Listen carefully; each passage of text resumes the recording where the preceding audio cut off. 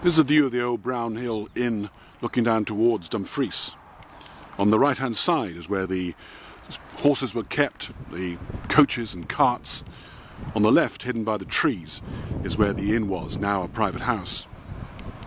This was a frequent haunt of Robert Burns when he lived in this area as an excise officer. He was living at Ellersland Farm, not far from Friars Carse.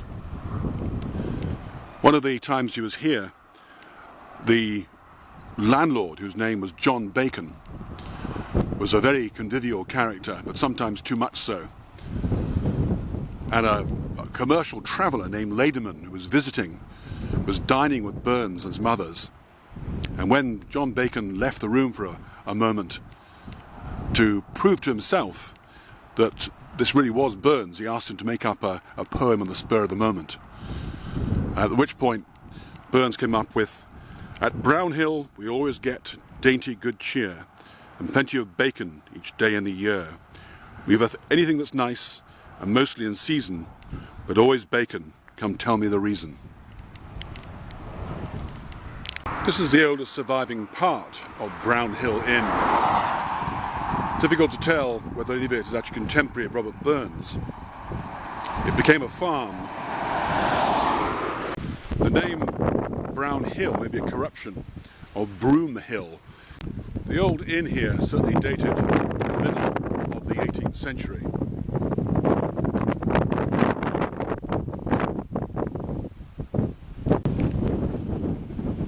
This is the site of the inn, much altered.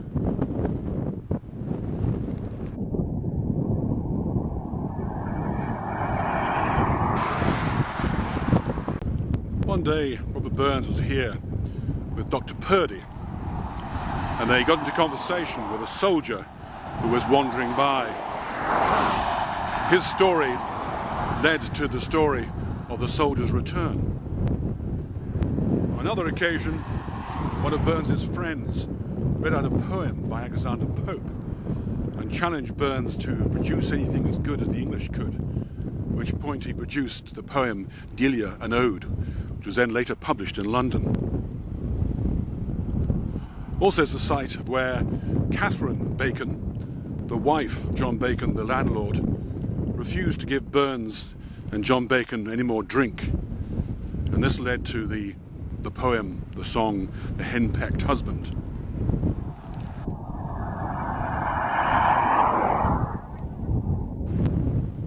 William Stewart was the brother of John Bacon's wife, Catherine.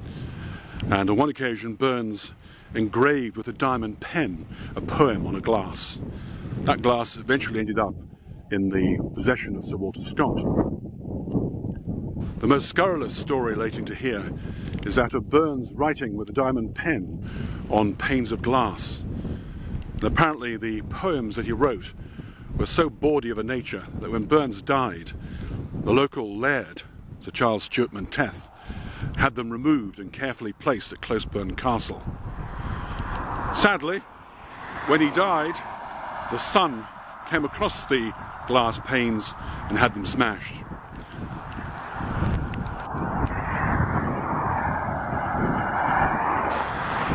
John Bacon was a great fan of Robert Burns and even bought the bed that he was born in, which he charged people to see, though eventually had it broken up and it was used to make snuff boxes with a commemorative statement on them.